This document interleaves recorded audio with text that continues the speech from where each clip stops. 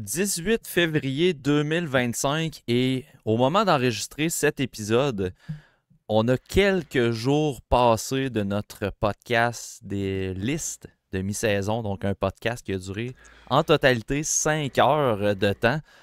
Pascal, on est encore en train de récupérer de ce podcast-là au niveau de la fatigue, T'es encore mais raqué. on avait très hâte quand même.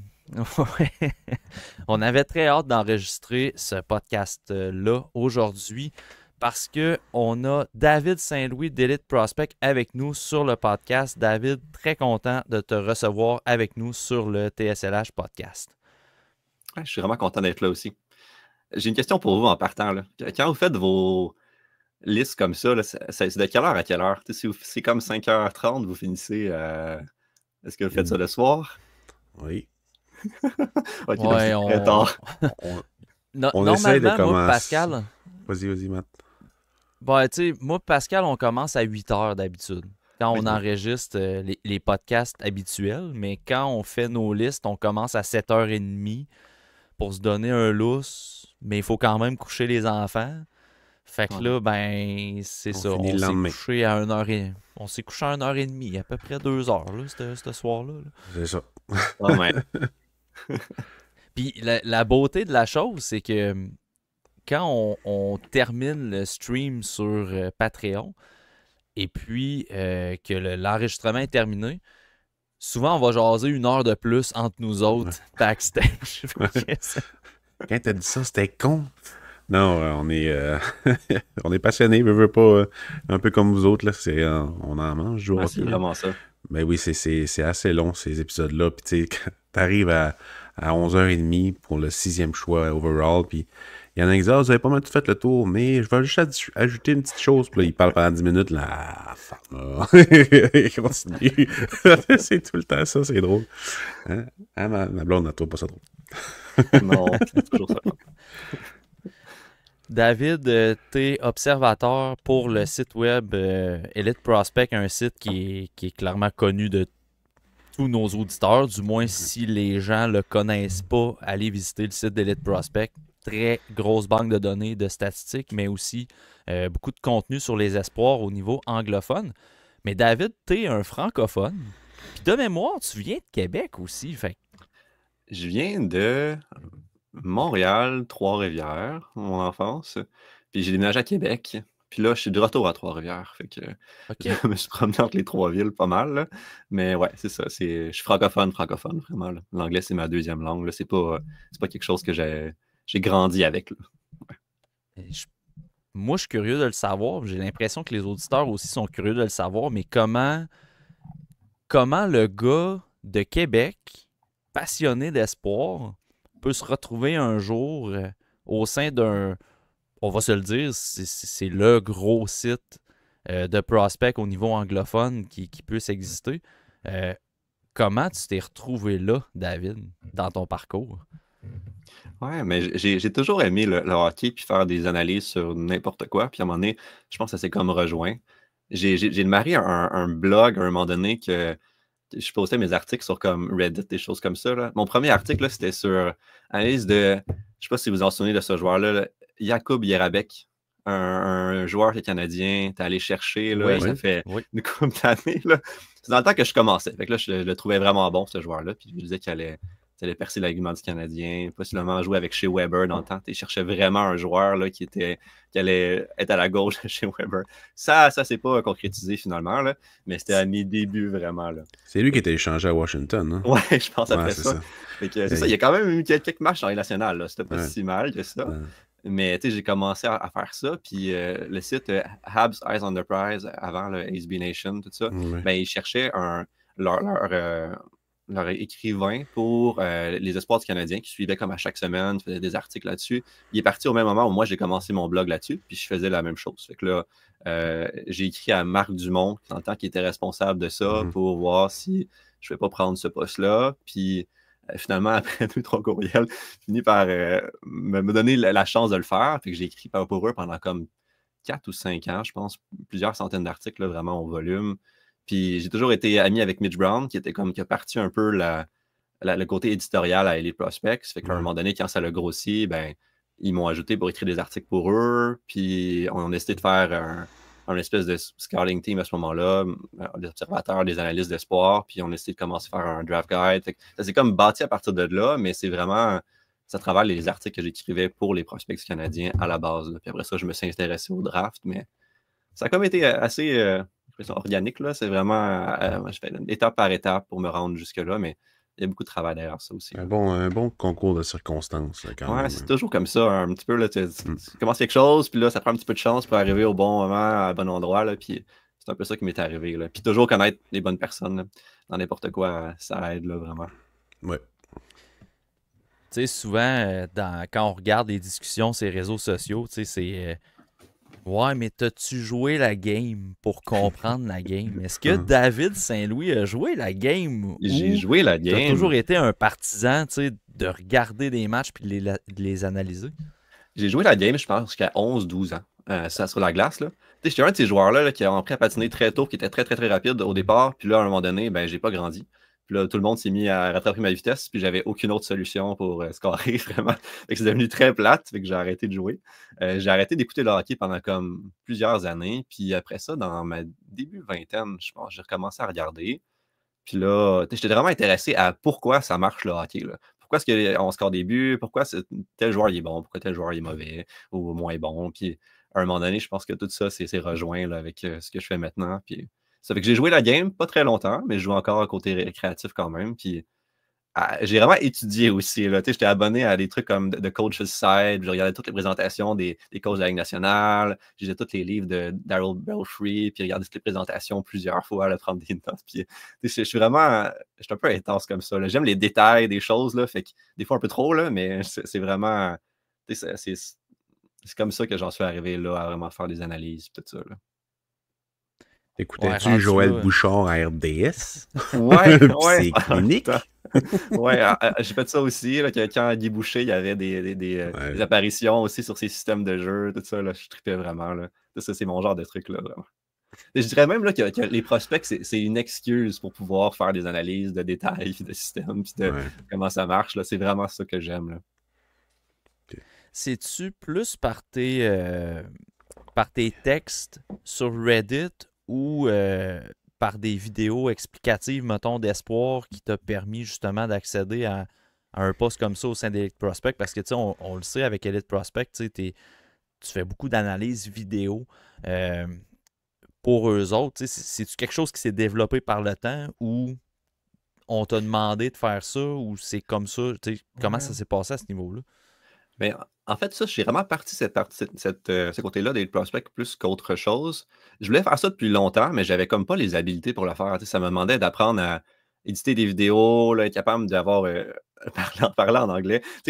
Mon anglais est bon, mais de là à avoir une voix que tu as envie d'écouter pendant comme 8 minutes, là, puis que ça a de l'allure, là. Il me manquait quelque chose quand même. Puis, rendre mon niveau de détail d'analyse à un point parce que j'étais confiant de tout le temps présenter des affaires sur les prospects comme ça. Mais c'est plus parce que je voulais aussi, notre contenu il est payant, Elite Prospect qui est derrière un paywall. Fait que je voulais avoir une partie qui était comme gratuite aussi pour pouvoir montrer un peu ce qu'on faisait. Fait que là, j'ai décidé de commencer à faire ça. Puis je regardais des chaînes de hockey, de basketball, les analyses comme ça. Je trouvais ça toujours vraiment le fun à faire. Là. Puis encore là, ça revient au fait que j'aime ça de séquer des chiffres, là, vraiment, là, dire qu'est-ce qui se passe. Fait que ça me donnait encore une occasion de tout faire ça en même temps. Fait que c'est vraiment moi qui l'ai parti, mais il y a d'autres qui contribuent à la chaîne, puis ça grossit quand même. Fait que c'est le fun. Là. Est-ce que Saint-Pierre, comment il s'appelle? Yannick Saint-Pierre, est-ce que tu t'es inspiré un peu de ce qu'il faisait ou ben? Oui. En partie, c'est peut-être pas nécessairement le même style. Non, Yannick, est-ce que quand il faisait ses vidéos, c'était vraiment comme, tu vois, sa personnalité, puis il était divertissant, tout ça, c'était vraiment... je pense pas que j'ai vraiment ce côté-là, là, un peu plus funny, là, tout ça, mais en partie, c'est à cause de ça. Puis je voyais aussi qu'il y avait de la place pour avoir ce genre de vidéos-là sur YouTube. Yannick était parti, mais c'était pas vraiment à cause de ça. C'est juste que je voyais que ça pouvait marcher. Fait que je me tentais de faire ça. Fait que je l'ai fait. C'est vraiment ça. Là. Mais oui, ça, il peut compter comme inspiration. Là. D'accord. Elite Prospect, c'est quand même un très gros site. Là, moi, je suis curieux de savoir, David, nous autres, les auditeurs, ils le savent, là, moi, Pascal, on fait pas ça de notre vie, mais est-ce que de ton côté, David, t'es rendu à un point où ce que tu peux vivre de cette passion-là du scouting dans le milieu des espoirs? Je pense que je pourrais, mais c'est pas ça que je fais. Donc, j'ai un autre emploi aussi. Dans le fond, je suis comme 2 emplois. En temps partiel, je suis audiologiste. Dans le fond, j'évalue l'audition des gens. C'est ma job principale. Puis je fais aussi cette job-là en même temps. Puis mes journées sont séparées, là. Quand j'ai commencé, c'était vraiment pas comme ça, là. Je faisais ça les soirs, les fins de semaine, puis ça faisait des semaines de 60, 70. C'était vraiment, vraiment beaucoup trop d'heures, là. Puis ça se marchait plus à un moment donné. Je peux comprendre ça un petit peu. Ouais. Ouais, c'est ça. I can relate, tu sais. On va parler un peu en anglais parce que, tu sais, dans le chat, les gens disent c'est un peu étrange d'entendre David parler en français. Je vais sortir une petite phrase en anglais pour te mettre à l'aise un peu. Je suis beaucoup plus à l'aise en français. Même si je parle constamment en anglais, c'est beaucoup plus facile pour moi de faire un podcast français que chercher mes mots en anglais quand même. Mais c'est ça, je fais comme ça 50-50. Mais c'est vraiment, ça a pris du temps avant que je me rende là, vraiment. Puis faire de plus en plus de choses. Puis, tu sais, c'est pas un horaire normal pareil. Là. Je ne stresse pas des semaines de 40 heures que je fais. Là. C'est encore beaucoup, beaucoup d'heures pareil. Là. Un côté hockey, j'ai arrangé mon horaire de travail pour pouvoir aussi intégrer le hockey puis que ça ait du sens. Mais avant, là, quand je travaillais à temps plein à mon autre job, puis ça, c'était juste comme un supplément. Je n'étais pas tant rémunéré ou quoi que ce soit. Là, c'est ça, beaucoup, beaucoup trop d'heures. Je pense que tu peux faire ça pendant un certain temps, comme quelques années, à vraiment faire ça. Puis à un moment donné, tu te rends compte que là, tu perds un peu le plaisir de le faire parce que ça devient trop difficile. Ouais. Puis au même moment, encore là, circonstance, j'ai été un peu chanceux par rapport à ça. Là, le prospect a commencé à nous soutenir plus comme groupe, tout ça, puis ils voyaient la valeur à travers ça. Fait que là, ça m'a permis de comme enlever un peu d'heures de mon métier principal, puis faire vraiment comme hockey, des journées complètes. Là. Je suis à la maison, puis je fais du hockey, puis des journées où est-ce que je suis à mon autre travail. Fait que ça aide beaucoup. Là. Surtout que là, j'ai un enfant. Là, fait que tout est comme arrivé en même temps. Là, ça marchait plus, là, vraiment. Fait que c'est ça. Ouais, ça, je pense qu'aussi, Pascal, on peut relativiser par rapport à ça. Ouais. Ouais, on a procréé. Moi, j'ai 2 sets de jumeaux de 5 et 7 ans. J'ai une job à 37h30. 2 sets, ok. Je vais faire la multiplication dans ma tête. Là, ouais, 2 fois 2. Puis, j'ai une job à temps plein, puis je fais aussi ça pour tout sur le hockey. Là, mais... Ça prend de la passion, vraiment. Là, il faut que ça reste le fun, vraiment, jusqu'à un certain point quand même. Il y a toujours du travail, là, mais ouais.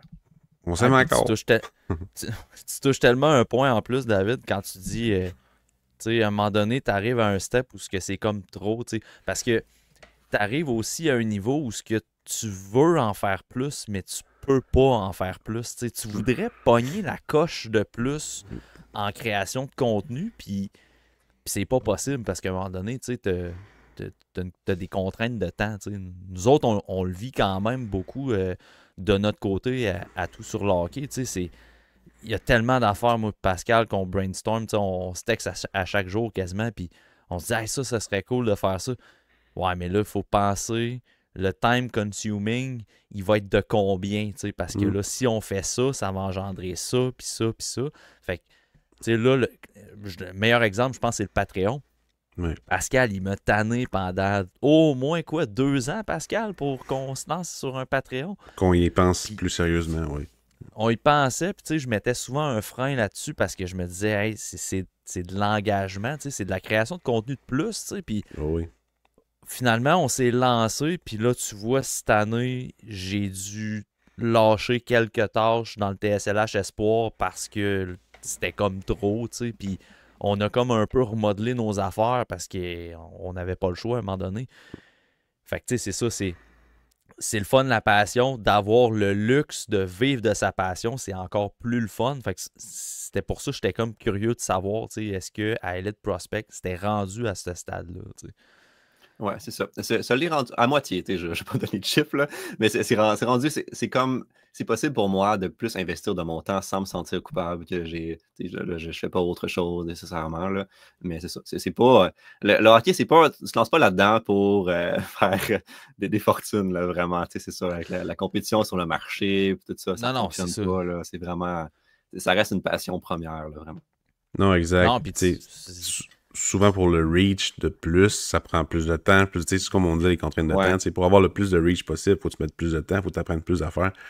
Fait que des fois, moi, de mon côté, oui, Patreon, mais j'ai laissé tomber un peu l'écriture de nouvelles, mettons, pour le site. Fait que c'est ça, c'est moins de revenus pour le site, mais quand même, il faut que je fasse des visionnements de plus pour le Patreon. Fait que Ouais. c'est comme tout le remodelage de ce qu'il faut faire pour donner plus. Fait que là, si, mettons, je dis, j'aimerais ça faire des vidéos d'observation en temps réel, ou ben, un peu comme des descriptions de pourquoi j'aime tel joueur, mais sur quoi il faut que je mette un X pour faire ça encore plus, parce que j'ai besoin du minimum 5 heures de sommeil, mettons, pour être capable de m'occuper de mes 4 enfants. Les concertos m'aident beaucoup, mais tu sais, c'est ça. Fait que si j'avais un super pouvoir à choisir, ça serait vraiment pas besoin de dormir. Là. Ouais, je suis d'accord avec toi. Pas de C'est problème. tellement plus facile. Malheureusement, ça ne marche pas de même. Ouais. Moi, tu vois, PL dans le chat donne un conseil. Il dit Mathieu va abandonner sa famille pour TSLH. Non, ça arrivera pas. C'est dans les hypothèses, mais non. C'est dans les options. Ma blonde me regarde avec les petits yeux. Elle nous entend pas, mais elle doit. Ouais, c'est ça. Les oreilles cils. C'est de quoi tu parles, dans le fond. Chez Elite Prospect, vous avez, David, une méthode à la fois similaire mais différente avec tout sur le hockey. Puis je trouve ça intéressant de jaser avec toi de ça. Chaque année, vous sortez un guide comme on le fait, même si le produit fini peut être différent, peut être similaire en certains points et tout. Reste qu'il y a un guide final qui sort sur les différents réseaux et tout. Mais dans la manière de livrer le contenu, on s'en est déjà parlé en privé, au niveau du War Room, au niveau de la production des listes personnelles aussi. C'est quand même un petit peu différent de tout sur le hockey. Parle-moi un peu de la méthode d'Elite Prospect au niveau de la fameuse liste d'Elite Prospect. Vous êtes plusieurs observateurs, puis vous dressez plusieurs fois dans l'année une liste pour le site. Comment ça fonctionne cette méthode-là? Oui, c'est assez. C'est compliqué, mais ça fonctionne bien parce que ça fait plusieurs années qu'on le fait maintenant. Là, mais c'est toujours. Ça prend des gens qui vont dans la même direction jusqu'à un certain point. Pas nécessairement sur les opinions et tout ça, mais il y a une philosophie générale qui fonctionne jusqu'à un certain point. Puis il y a toujours des différends à travers ça. Là. Mais comment fonctionne en général, c'est qu'on a des observateurs, des scouts pour chacune des régions. Donc, les régions américaines, canadiennes, divisées en les 3 ligues, en Finlande, en Suède. On essaie de trouver quelqu'un pour chacune des régions. Des fois, ils ne sont pas sur place, là, comme notre scout de la Russie, qui est Dylan Griffin, qui est aux États-Unis, mais il fait juste ça, là, quasiment. Il vide la MHL de tous les prospects possibles avec des centaines de rapports. C'est un peu fou, là. Mais ça prend des gens qui sont vraiment investis dans leur région puis qui aiment regarder ces régions-là. Puis après ça, eux, ils dressent une liste avec des ranges générales pour chacun de leurs prospects. Des fois, ça ne correspond pas nécessairement à où est-ce qu'ils vont atterrir sur notre liste parce qu'ils ne connaissent pas tous les prospects des autres régions. Mais en haut de eux, on a comme des gens qui vont aller regarder tous les prospects ABC des régions, en fait, des régions plus grosses, générales, comme un espèce de directeur. On dit tout le temps des titres, là, mais c'est pas tant important. Là. Directeur de scouting pour l'Europe puis pour l'Amérique du Nord. Crossover un peu, dans le fond. Oui, c'est ça. Mais eux, ils vont vraiment. Ils connaissent pas les régions l'un de l'autre, mais ils connaissent jusqu'en profondeur tous les prospects qui sont dans ces régions-là. Fait qu'on a des scouts régionales, en plus de eux qui sont eux en haut. Puis en plus, il y a comme 2 lead scouts, moi et Daniel G, qui vont connaître les prospects A, B, puis certains C principaux de toutes les régions. Fait que, vous voyez qu'il y a tout le temps un crossover entre chaque personne. Fait que ça fait en sorte qu'on finit par avoir 2 ou 3 opinions au moins pour chacun des joueurs. Puis, comme j'ai dit, on fournit nos listes chacun. Fait que moi, j'ai une liste qui est comme plus complète de. Par exemple, on a fait un top 64, mais j'ai fourni ma liste, 70 noms, par exemple. Puis il y a aussi les scouts régionales qui vont fournir leur liste par région avec des ranges où est-ce qu'ils pensent que les prospects devraient aller. Puis à la fin, c'est Mitch Brown, là, qui est vraiment très, très bon avec tous les fichiers Excel et les maths et tout ça, qui fait une matrice avec ça, fait que ça donne un board. Puis quand on voyait notre meeting, là, on discute du board. Mais la liste est déjà faite. Là. On sait déjà les tags, mais on en discute pareil. Puis des fois, il y en a certains qui bougent, mais il n'y a pas énormément de différence entre avant et après. C'est pas un show, mais en partie quand même, là, parce que c'est plus pour rediscuter des prospects, mais ça fait longtemps qu'on connaît chacune des takes là, de chaque personne. Là. Il n'y a pas rien de nouveau dans les arguments et tout ça, là, parce qu'on se parle constamment sur Slack, puis à chaque jour, il y a plein de discussions par rapport aux prospects.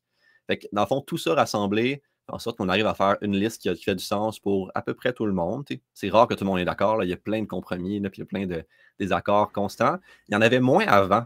Avant, on était plus comme centré sur une idée, puis tout le monde était d'accord. Le plus on avance en âge, plus il y a de conflits par rapport à tel ou tel prospect, plus chacun est confiant dans ses takes. Fait que ça devient plus difficile d'un côté, puis plus facile parce qu'on comprend où est-ce qu'on s'en va quand même. Mais ça reste un travail d'équipe qui fonctionne relativement bien pour la complexité, puis tout le monde qui travaille en équipe à travers ça. Puis, tu sais, dans le fond, la matrice a fait la job pour placer les joueurs un peu partout, mais y a-tu quand même un débat à l'interne pour bouger les joueurs? Oui, puis c'est pas ça nécessairement qui est filmé. Quand vous filmez le War Room, c'est plus pour présenter les joueurs puis donner un peu les... OK, parfait. Okay. Ça, mais en fait, c'est une des discussions qu'on va avoir, mais des fois, il y a d'autres meetings avant ou après. Là. On se remet sur Zoom, puis il y a d'autres discussions. Des fois, c'est juste certaines personnes, puis c'est pas tout le monde qui est là au meeting non plus, parce qu'on est tellement que l'horaire, ça devient difficile. Là. Des gens en Europe, là, avec qui des fois, on est comme 70% de l'équipe, là, puis on fait une liste. C'est souvent... Même après cette liste-là, c'est vers la fin de notre processus, il y a encore des discussions puis encore des joueurs qui bougent. C'est pour ça que des fois, si vous regardez nos meetings, c'est pas toujours du sens avec la liste finale. C'est parce qu'il y a certains joueurs qui ont flippé ou des choses comme ça. Mais c'est une discussion constante avec plusieurs listes mises ensemble. Puis à la fin, il y a d'autres discussions pour faire les vrais rangs de chacun. Là. Fait que c'est long et c'est complexe, mais ça fonctionne quand même. Là. C'est surprenant à quel point ça fonctionne. Puis mettons... Tu sais, je me pose la question parce que nous, de notre côté, c'est un peu la philosophie qu'on a d'avoir sa propre liste, puis tu sais, pas d'aller combattre nos opinions, mais tu sais, c'est un peu ça pareil, tu sais, ben là, je dis mais tu sais, cette année, j'en fais pas de liste, là, mais tu sais, quand les boys, mettons, ils mettent sur table leur propre liste, c'est vraiment leur propre opinion qu'ils mettent, tu sais, de façon publique, prête à se faire critiquer ou applaudir, mais c'est pas le but, là, mais on s'entend que dans ce domaine-là, il y a souvent plus de critiques quand même. Là. Oui. Est-ce que c'est une chose, mettons, qui vient peut-être déranger dans le processus que vous avez, dans le sens que c'est pas nécessairement la liste à David Saint-Louis ou la liste à Dylan Griffin ou la liste des autres observateurs, mais plus la liste d'élite prospect en général, tu sais? Je pense que ça vient déranger quand quelqu'un a une opinion sur un joueur qui diffère vraiment de où est-ce qu'on arrive finalement. T'sais, présentement, là, je donne un exemple, il y a Hadi qu'on a ajouté, qui aime beaucoup Caleb Desnoyers, qui l'équipe en général l'aime un peu moins, puis c'est vraiment son joueur cette année. Fait que là, on veut quand même promouvoir son opinion à lui. Fait que dans le meeting, ça sert aussi un petit peu à ça. Il peut parler de comment il le voit et tout ça, mais probablement que sur la liste finale, il ne sera pas dans son range qu'il veut exactement. Fait que ça ne me dérange pas si les gens, à la fin, ils vont sortir de leur propre liste régionale ou leur propre liste board. Mais mettons, pour les gens qui sont là depuis longtemps, moi, Mitch, Cam, Daniel, qui on voit plus de joueurs, ben, on a comme perdu un peu, pas l'intérêt, mais on a comme compris que là, c'est vraiment juste un travail d'équipe, puis j'ai plus de liste personnelle. Là. Ça ferait aucun sens pour moi, rendu à la fin, de comme sortir une liste personnelle, parce que là, à la fin de l'année, elle a tellement été influencée par les opinions de tout le monde, ça a tellement été construit ensemble que je me vois même plus dans nécessairement chacun des takes. Là. Surtout parce que tu es en haut aussi. Là. Les autres qui sont plus regional, puis qui regardent d'autres, tu sais. Peut-être un peu plus normal, mais je comprends ton take. C'est sûr que plus ça fait longtemps que tu es là, puis comme plus tu es en haut, plus tu as de pouvoir sur la liste finale aussi, mais c'est vraiment pas une dictature. J'imagine que c'est pour certaines équipes de la Ligue nationale qui fonctionnent semi sous le même processus, ça doit l'être. Si tu as vraiment des scouts qui ont des opinions contraires, il faut que tu tranches à un moment donné. Mais c'est ta job, là. C'est ça, exactement.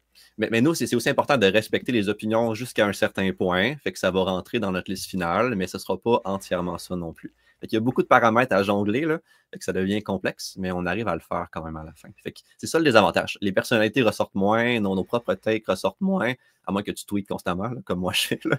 Mais c'est vraiment c'est un travail d'équipe à la fin. Là. Je ne sais pas si tu es la cible de ça, mais comment on vit avec justement le fait de sortir des listes?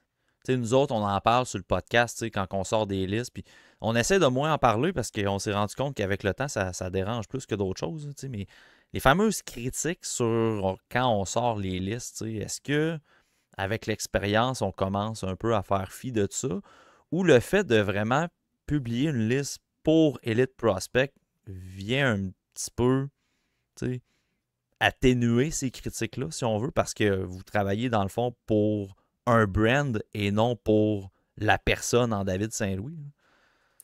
Ça dépend des jours. Il y a des jours que je m'en fous complètement, puis il y a des journées que ça me dérange. Ça dépend vraiment. Comme aujourd'hui, là, un exemple, là, il y a quelqu'un qui est allé commenter sur une vidéo que j'ai faite de Leo Carlson il y a comme vraiment longtemps, là, son année de repêchage, comme quoi finalement son patin était bien meilleur que ce qu'on avait prédit. Tu sais, je ne suis pas vraiment d'accord avec ça. Je l'ai regardé récemment, puis je pense qu'on avait quand même réussi. Mais tu sais, juste ça, là, c'était comme ça m'a dérangé aujourd'hui. Je suis comme, mais non, il me semble qu'on l'avait bien prédit. Tu sais, j'avais le goût d'y écrire, puis d'y montrer des. Mais tu sais, je ne ferais pas ça. Là. Je ne passerai pas comme 30 minutes de ma journée à essayer de m'ostiner par rapport à ça. Fait que je pense qu'il y a une certaine sagesse qui vient avec le temps que tu laisses filer ça. Mais j'en ai beaucoup. Là. Tu sais, j'ai vraiment des gens qui me réécrivent là, 3 ans après un take pour me dire ça c'était pas vraiment bon. On en a eu des gros miss aussi avec les prospects, puis ça revient constamment. Là.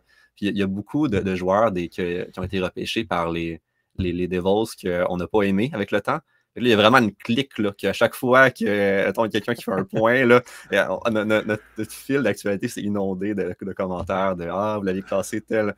Fait qu'il y a des journées que je m'en fous complètement parce que ça fait vraiment longtemps que je fais ça, puis j'ai appris à juste vivre avec les hauts et les bas des joueurs, puis les hauts et les bas comme nos listes en général. Mais quand t'as une mauvaise journée, puis tu reçois une critique, puis t'es comme Ah, c'est plate. Là. Puis des fois, je me lance dans le débat, puis je le regrette toujours après. Là. Je suis comme chacun a son opinion, dans le fond. Là. Puis c'est vraiment le plus que tu fais de laisser aller, le mieux que c'est. Puis des fois, les takes, là, ça prend comme 4-5 ans, mais ils se placent, puis là, t'es comme content, vraiment. Ouais. Mais j'ai appris la patience, là, vraiment, avec ça. Là. On a appris en 2022. Shane Wright, Slavkovski. Puis Cooley, c'est vraiment là que le plus c'était toxique sur les réseaux sociaux. Puis tu sais, veux pas. Vas-y, excuse-moi. Non, vas-y, excuse-moi, là, fini. En plus, le plus que tu pognes, le plus que tu débats, le plus que tu vas attirer ce genre de commentaires-là parce que tu accroches. Fait que, c'est un travail de longue haleine de laisser aller. Peut-être que vu qu'on écrit moins, on a moins de reach, mais on a pas mal moins de négatifs qu'avant aussi. On est moins sénère un petit peu. Là, mais avec votre reach, l'année passée que j'avais. L'été, pas là, l'autre, je pense, j'avais fait un top 50 des meilleurs espoirs de la nationale de hockey. Écoute, un gars des États-Unis au Texas qui dit que c'est la pire marde qu'il a jamais vu de sa vie parce qu'il y a un espoir qui est plus bas que lui il voudrait parce que c'est un espoir dans son équipe. Mais qu'est-ce que tu veux que je te dise? Je l'ai vu jouer, puis je sais pas là où je le mets, puis c'est tout. Fait que ce genre de commentaires-là, à cause de votre reach, ça doit être quand même assez non-stop, là, parce que vous touchez à toutes les bases, là, même en Europe. Fait que ça doit pas toujours être évident de gérer ça. Fait que des fois, quand on se compare, on se console. Je me console quand je vois ça aller. Même affaire avec Snake Boisvert, mettons, qui est un gars qui se nourrit beaucoup de ça, qui se nourrit de controverses un peu, mais à force de semer des affaires, c'est sûr que tu peux mettre des affaires d'en face. Là. Fait que je pense que c'est la bonne mentalité d'avoir ce que tu fais là. Puis même nos auditeurs aussi nous le disent. Là.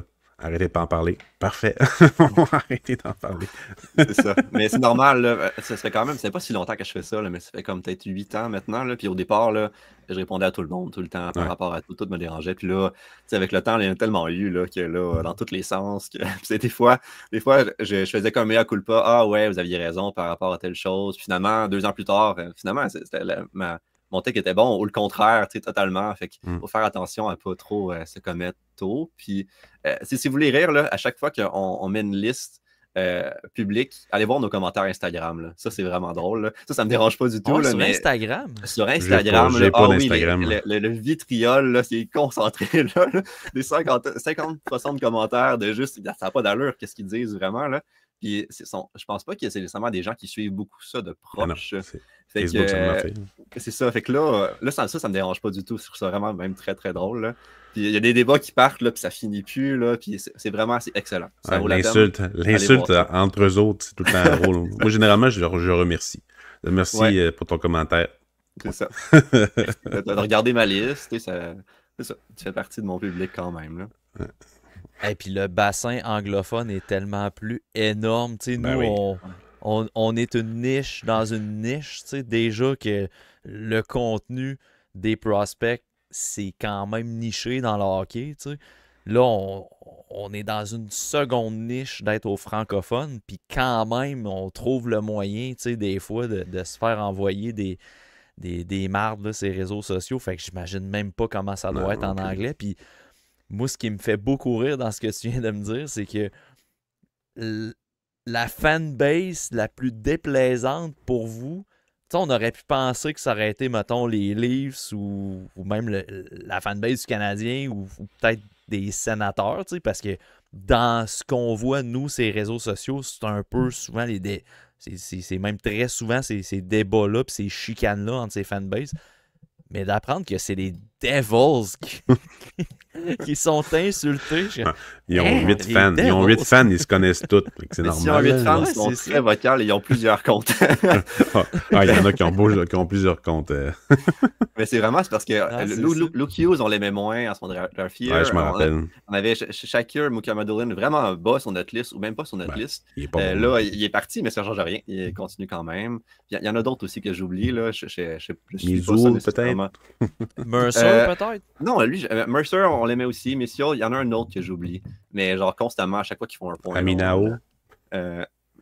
Non, c'est Je un m'en nom souviens pas de défenseur. vos listes. Simon Nemec aussi, que j'aimais moins dans son draft year. Là, c'est peu importe. C'est comme une série de takes. Fait que là, je pense qu'ils sont vraiment dans leur tête encore là, avec ça. Fait que, on va voir. Mais tu sais, dans l'autre spectre aussi, dans l'autre spectre, pour le positif, dans le fond, tu sais, McKenzie crée beaucoup de tendances dans les listes. Je veux pas, là, tu sais, il parle à des scouts, mais vous aussi, là, tu sais, vous en créez, là, tu sais, des tendances, tu sais, je pense pas que c'est que vous faites par exprès, là, tu sais, vous mettez, mettons, une Yggdrasil 32e, puis là, hop, il y a des personnes qui le mettent 30, des personnes qui le mettent un peu plus haut, alors qu'ils l'avaient jamais vu avant. C'est quoi ton... T'sais, on a déjà parlé, nous autres, sur les... Pas nécessairement le plagiat, mais on se voit les affaires, mais à ce tour, on s'en fout un peu parce qu'on est plus là pour informer les gens. C'est quoi votre vision un peu sur ce monde-là, dans le fond, qui s'approprie un peu vos tendances pour vos takes, pour se les approprier et faire leur liste un peu? C'est quoi ta vision de la chose? C'est vrai que ça se produit un peu, puis on le voit, là, certains athlètes qui vont plus avoir tendance à suivre où est-ce qu'on va. Puis c'est pas toujours une bonne chose. C'est sûr parce qu'on sort une take. Si vous la prenez, vous allez avoir un taux de succès plus important. Là. C'est juste que je pense que ça me dérangeait plus avant. Maintenant, ce que j'aime faire, c'est plus comme présenter les prospects. Puis faire du contenu par rapport à des articles, des vidéos. Tant que je peux sortir mon opinion à travers ça, ben. Copiage, pas copiage, ça me dérange moins. J'aime ça quand même avoir mes takes, mais ceux-là, ils finissent toujours par ressortir quand même jusqu'à un certain point, à cause de notre plateforme et tout ça. Mais des fois, on va mettre un joueur très haut, puis c'est vrai qu'après ça, il y a quelqu'un d'autre qui va le mettre un rang en avant ou quelque chose comme ça. Hein. HP aussi, ça fait ça. Ouais, c'est ça. Puis, il faut juste comme que tu sois confiant que tu l'avais vu, ça, puis c'est comme, pas que ça t'appartient en partie, mais que comme tu l'avais eu, cette take-là, puis après ça, quand tu te réévalues, mais t'es comme, je l'avais eu peut-être un peu avant tout le monde, ça fait partie de mes bons coups. Puis, ultimement, ce qui est plate, c'est que tu n'auras jamais tant de crédit, malgré tout, positif ou négatif. Ça a du bon parce que c'est rare que les gens vont aller creuser tant que ça, là, à part certaines personnes, là, des listes d'avant, puis ils vont ressortir constamment ça. Là. Il y a juste certaines personnes qui font ça, petite partie de la population. Mais le désavantage, c'est que même si tu as une super bonne take, les gens vont l'oublier très souvent. Fait que c'est difficile d'avoir le crédit par rapport à ça. Fait que je me suis rendu compte de ça. Fait que maintenant, ce qui m'importe, c'est comme sortir du contenu par rapport à cet espoir-là, faire des bons vidéos, des bons articles, puis comme le présenter bien, puis le suivre après ça, vraiment. Fait que je m'attarde moins à ça parce que je vois que le retour sur investissement, de toute manière, n'est pas hyper là comparé à ce que j'aurais pu penser. Là. Non, exact. Je suis d'accord avec toi. Comme je disais, 2022 nous a tout appris, nous autres. C'est vraiment là qu'on a pris la maturité en tant qu'organisation pas pour les tendances, mais pour le vol de trucs puis de tapes, ce qu'on le voit, là, tu sais. Eux autres qui créent du contenu beaucoup, eux le voient quand quelqu'un prend un take puis il n'est pas capable de l'expliquer. C'est très facile à voir. Mais comme tu dis, la vulgarisation de présentation des espoirs pour le plus large public, je pense que moi, c'est ce que j'aime le plus. Là, fait que je m'en tiens à ça. Ce qui me dérange plus maintenant, c'est quand quelqu'un, quand je sais que c'est important pour quelqu'un d'avoir vu ce joueur-là tôt, puis mettons, je prends son texte sans trop le savoir des fois, ou comme, j'ai Ouais. le même texte après ça, puis là, vu que j'ai une plus grosse plateforme, je ne peux pas écraser personne, là. Fait que des fois, j'essaie comme de le représenter quand je le sais que, mettons, ça vient de telle personne, il l'avait vu avant, des choses comme ça. J'essaie de le faire un petit peu quand je le vois, mais des fois, c'est sûr que tu te fais effacer, là, malheureusement, là. Puis c'est pas toujours volontaire. Des fois, c'est vraiment juste. On a une grosse équipe, là, fait que c'est sûr qu'à un moment donné, on va voir tous les joueurs aussi, on va avoir des rapports. Fait que ça se peut qu'ils montent de toute manière parce qu'on va avoir vraiment, vraiment beaucoup de scouting par rapport à ce joueur-là. On a changé d'opinion. Fait que c'est ça. Faut quand même donner crédit aux gens quand on le voit, puis Quand ça entre nous concentre. aussi, là, c'est vraiment, comme je pense que c'est important, puis peut-être qu'on le fait pas assez, là. Fait que quelque chose à regarder, là. C'est être Mais tu sais, intègre. Je veux pas. par rapport à tout ça, moi, je me pose la question, tu sais, est-ce qu'il y a trop de contenu scouting pour la niche qu'il y a, tu sais, dans le sens que, puis tu sais, ça a déjà été des débats sur différents médias, là, tu sais, jusqu'où ça va quelqu'un qui présente une liste, tu sais, parce que là, des listes, il y en a une puis un autre, tu sais. Puis, tu sais, le point que Pascal amenait tantôt, c'est vrai pareil, tu sais, les gens qui suivent ça vont reconnaître d'où c'est que ça vient, puis ça, tu sais, real recognize real, là, tu sais, c'est un peu dans ce milieu-là, tu sais. Nous autres, on le sait que si Elite Prospect a mis un gars plus haut, on le sait que ça va venir de ça, mais à un moment donné, le contenu, il devient tellement dilué dans la masse qu'il reprend, puis qu'il reprend, puis qu'il reprend, qu'au final, tu ne sais plus ça vient de qui au début, tu sais. Fait que des fois, je me dis, il y a peut-être trop, tu sais, de scouting, tu sais. Ça va jusque où, mettons, de sortir une liste, puis sans même savoir si, tu sais, les gens ont vu des joueurs, là, tu sais. Il y a de plus en plus de monde qui regarde le contenu prospect, mais il reste que Oui. des fois, on a tendance à voir des tendances lancées par Bob McKenzie, par Elite Prospect, puis tu sais, sans être prétentieux, des fois, malgré nous, on va sortir une tendance parce qu'il y a un joueur que Pascal ou Simon Servant ou Seb ou Simon Saint-Laurent va aimer plus. Puis à un moment donné, ça se perd dans la masse, tu sais. Fait que pour ça, je me demande, tu sais, y en a-tu trop, tu sais, de ça? Oui et non, c'est sûr que c'est. Je pense que quand tu suis le contenu de sport, tu as envie de faire ta propre liste. Puis là, on a tellement de plateformes de réseaux sociaux que les gens la sortent après ça. Moi, je vois ça. C'est sûr que je suis comme. Je fais ça de. J'ai une plus grosse plateforme en général. Fait que moi, quand les gens sortent leur liste, je vois un intérêt pour les prospects. Fait que je suis content. C'est sûr parce Ouais. que je vois comme le milieu grandir et tout ça.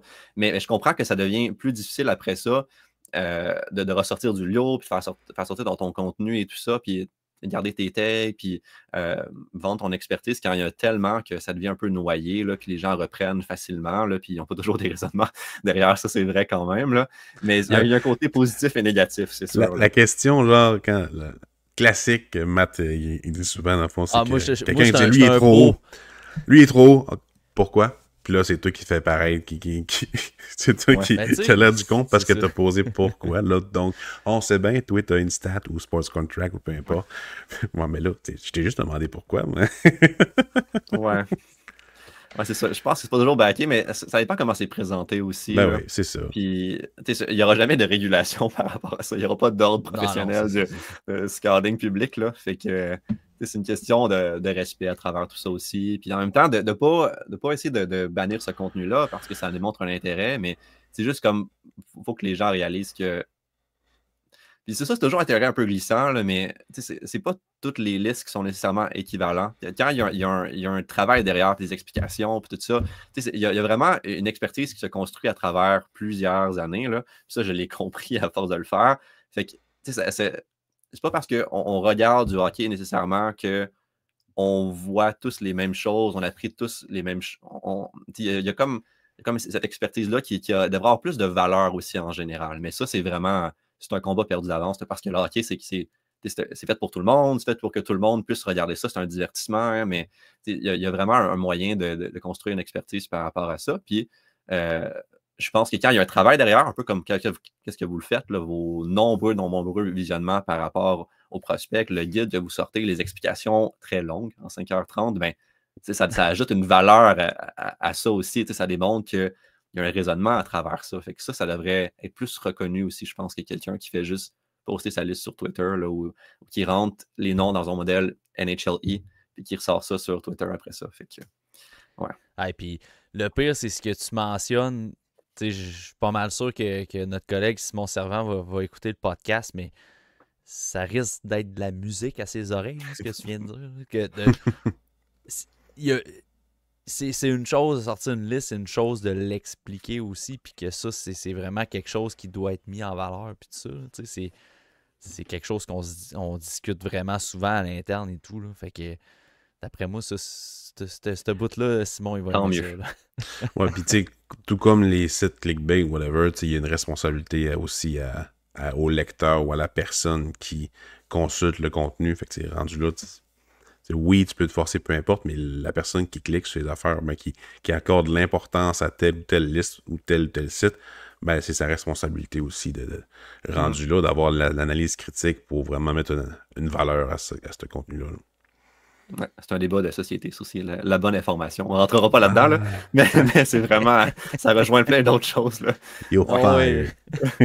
La quête d'information, effectivement, là, c'est pas nécessairement qu'on ait la bonne information, mais il y a certains points de données qui y a plus de travail derrière. C'est juste ça. C'est ça. Exact. Puis tu sais, le point que tu disais, c'est tellement vrai aussi parce que on peut être 12 personnes dans la même pièce à regarder la même partie de hockey. Tu sais, je suis pas mal sûr que jeudi, là, on va tout regarder Canada-États-Unis à la Coupe des 4 Nations. C'est pas mal sûr. Puis, je suis convaincu qu'on est 12 dans la même pièce, puis on analysera probablement, assurément pas la même chose sur certains jeux. Puis, on risque d'avoir à peu près 30 analyses différentes. T'sais. Pourtant, on regarde la même game. T'sais. Fait que ça aussi, je trouve. Pourtant, on est juste 12. C'est des choses qu'on jase. Puis, tu sais, on en a parlé dans notre podcast de liste. Et on peut voir des choses différentes. On peut voir des choses similaires aussi. Mais ça vient aussi expliquer pourquoi certaines équipes dans la Ligue nationale vont préférer certains joueurs. Puis d'autres, ils vont avoir un joueur plus bas dans leur liste. Ben, c'est parce qu'ils voient et ils n'analysent pas la même chose de la game. T'sais. Fait que c'est normal à un moment donné que quand on consulte le contenu, ben à telle place, ben tel gars est plus bas. Puis là, il y a une explication qui vient avec ça. Puis sur une autre place, ben tel gars, il est plus haut. Puis il y a une explication avec ça. Mais à ce moment-là, c'est juste le lecteur, celui qui consomme le contenu, qui est gagnant parce qu'il y a des opinions différentes. Puis il va pouvoir faire sa propre opinion. T'sais.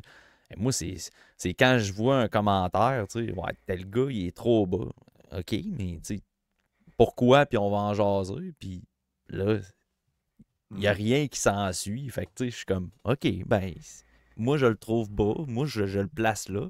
Puis David va peut-être le mettre plus haut. Puis ça se peut qu'on ait deux justifications qui sont totalement légitimes. Mais c'est juste qu'on analyse les choses de façon différente. T'sais. C'est ça un peu la réalité de ce milieu-là. En tout cas, je pense qu'on partage quand même pas mal toute la même philosophie par rapport à ça. Ouais. Est-ce que vous avez à Elite Prospect un... tu sais, parce que, mettons, une équipe, on sait, va value les gros joueurs, les défenseurs droitiers. Est-ce que dans votre formation de liste, vous avez ça? Est-ce que vous avez, pas une directive organisationnelle, mais est-ce que toutes les regionals et les crossovers se font dire, mettons, tu sais, en tant qu'organisation, on aime beaucoup le grit, ou c'est vraiment, faites ce que vous avez à faire, puis après ça, nous, on construit?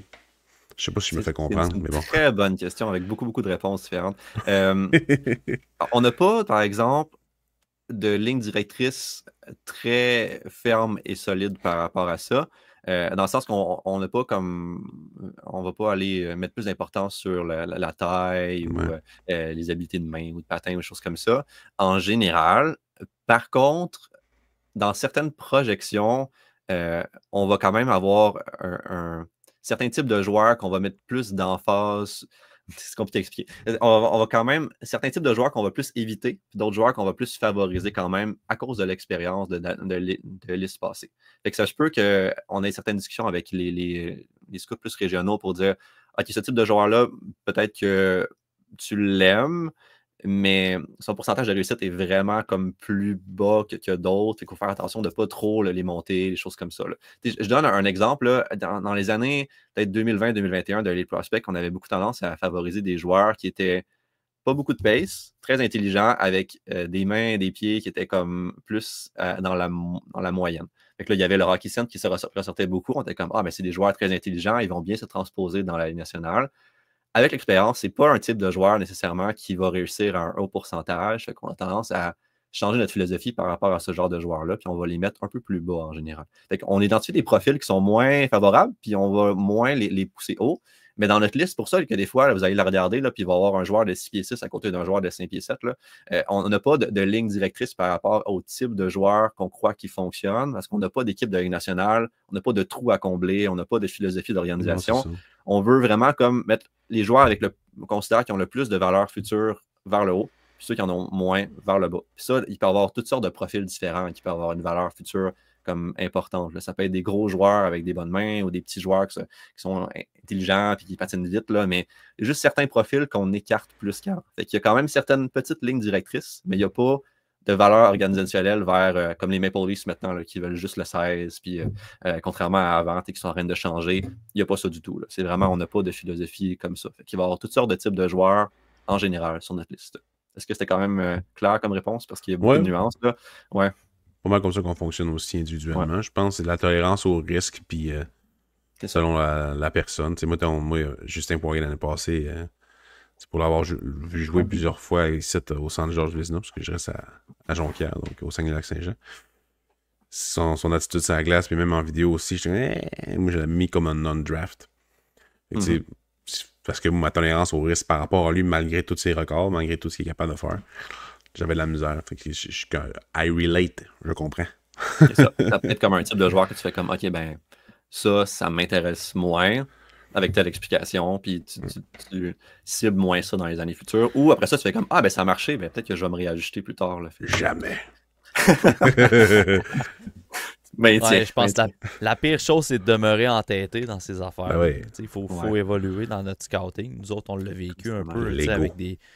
Ouais, c'est ça. Mais tu sais, avec des gars comme, mettons, moi je sais que David Jiricek, mettons, Ryan Backer, j'ai jamais été très high sur ce type de défenseur-là, là, mais tu sais, vraiment pas dans le sens que les deux, je les avais dans les 20 là, à leur année. Je m'en souviens des bas David Jiricek.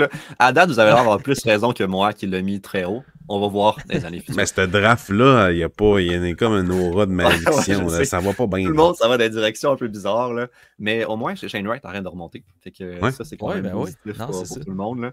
On va voir vraiment où est-ce que ça se dirige. Mais c'est vraiment un draft très intéressant à regarder dans une couple d'années. Parce que j'aime ça faire ça des fois. Là. Retourner comme voir des draft tapes là, de joueurs qui sont développés, là, ça fait 5-6 ans. Là, puis qu'est-ce que j'ai vu qu'est-ce que je vois maintenant, qu'est-ce que j'ai vu avant. Là.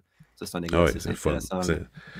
Puis ça, les guides, c'est tellement le fun pour ça, parce que moi, maintenant, je m'occupe beaucoup plus du volet blog, contenu écrit, au niveau des nouvelles et tout, là, pour le bien du site, pour que ça roule bien, puis ça. Puis, j'adore revisionner ce qu'on a écrit sur certains espoirs. Quand, mettons, exemple, Shane Wright, il y a une bonne séquence, ben, je retourne voir dans le guide qu'est-ce qu'on a écrit. Puis souvent, on parle de ce draft-là, puis on parlait de David Jiricek, justement.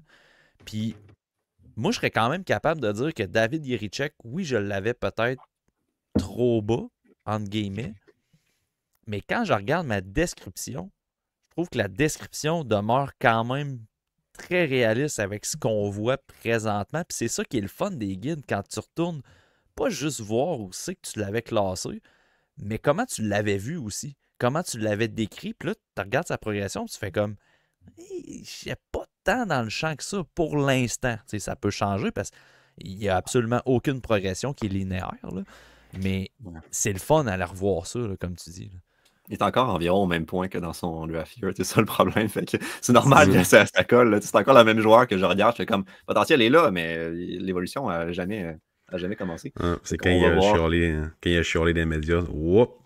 Ça, ouais. Le drapeau rouge. Surtout, tu as déjà vu ça de Justin Poirier, puis c'est quelque chose qui te dérange. Mais Ouais. ça, tu as amené un point intéressant. Là. Des fois, quand je revise des takes que j'ai vus aussi, c'est que je me dis, ce joueur-là, j'avais raison par rapport à ça. Comme Justin Barron, c'est un bon exemple. Je l'avais mis, je pense, 70e en 2020, parce que je croyais vraiment pas en lui.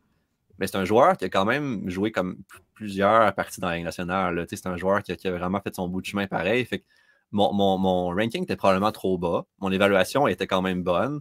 Là, il faut que je me réajuste au prochain draft board que je vais faire en me disant, OK, c'est peut-être un joueur qui jamais va percer totalement ou devenir ce qu'on anticipe de lui, mais je ne peux pas le mettre 70e là, parce que ça, c'est un joueur qui a comme 10% de chance de jouer dans la Ligue nationale. Fait que c'est un joueur, Justin Barron, qui va faire ça, qui va rouler sa bosse. Là. Fait que faut que tu aies raison pour les bonnes raisons, et que tu aies aussi mis le joueur au bon endroit par rapport à comme quel genre de carrière qu'il va avoir. Fait que c'est vraiment complexe comme mais placer un gars 28e, l'évaluation du joueur, puis oui, il réussit à atteindre la ligue comme Justin Barron, puis mais il demeure un 6-7e, tu sais.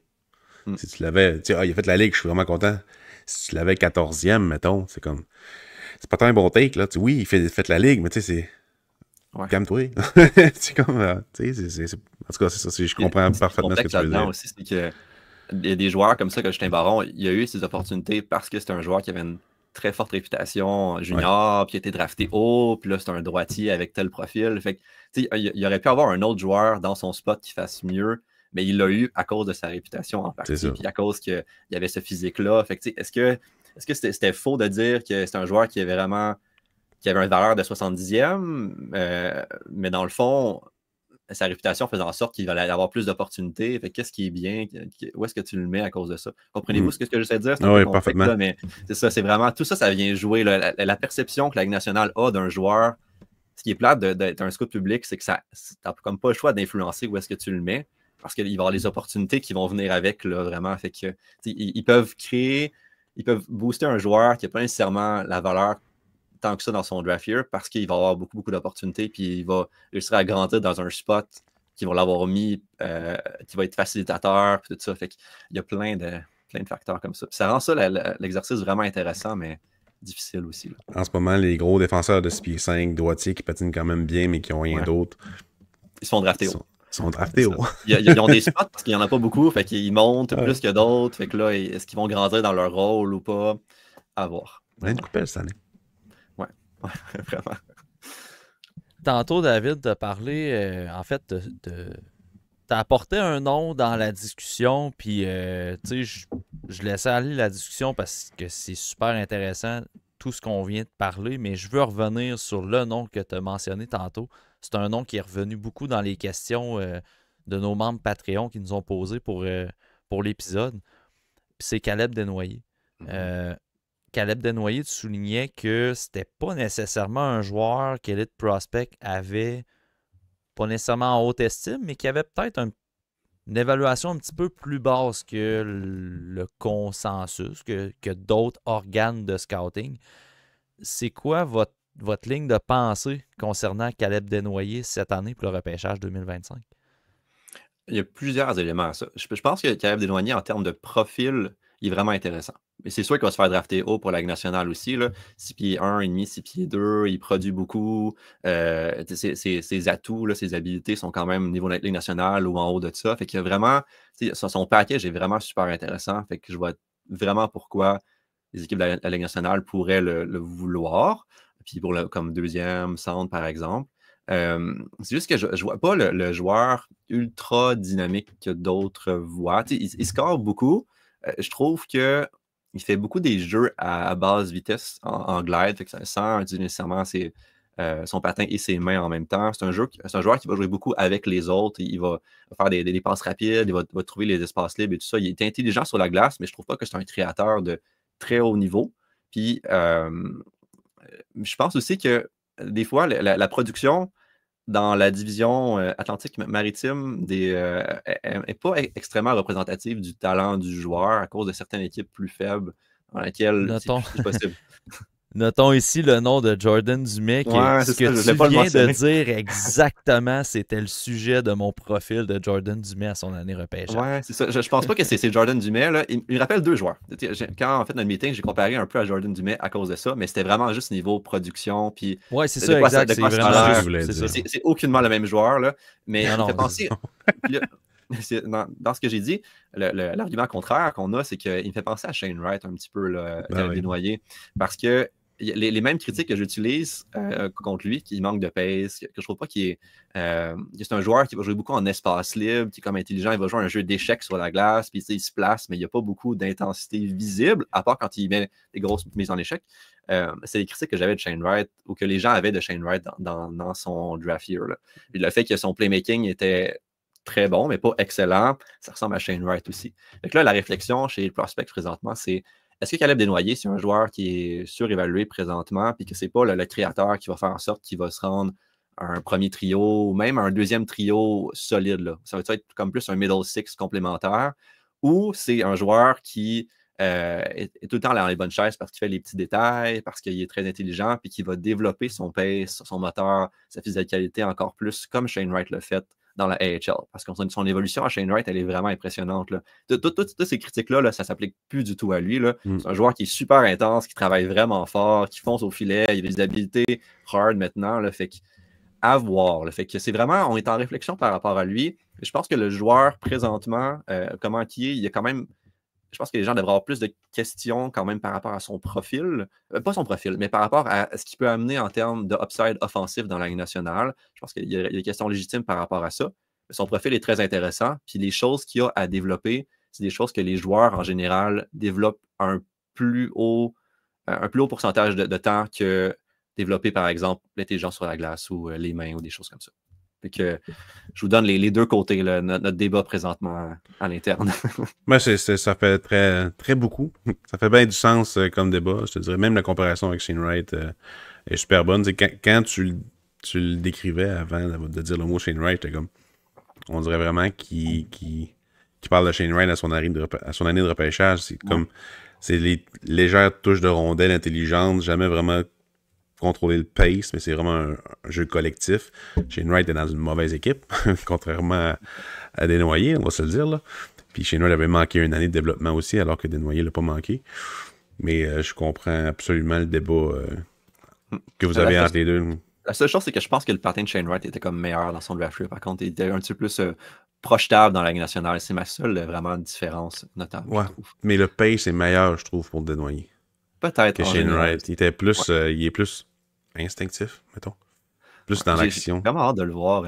Il y a des séries qui arrivent, la Coupe Mémoriale, tout ça, on va voir. C'est vraiment un joueur qu'on a le potentiel de changer notre dossard. C'est pas une expression, là, mais changer de cap avec lui, vraiment. Là, on va voir dans les prochains. Puis il y a notre scout Adi qui l'aime beaucoup à cause qu'il adore ses détails puis son intelligence. Fait que, on va voir qu'est-ce qu'on fait avec lui. Mais dans un autre draft, il serait probablement plus bas. Là, Ouais, là cette année, moi, j'allais 4 ou 5. Là, j'allais 5, je pense. 4, c'est Jake O'Brien. Puis, je viens de spoiler. C'est pas grave, il va sortir après. L'épisode va sortir après, c'est vrai. Oh, mais oui, les comme... Patreons le savent déjà. Là.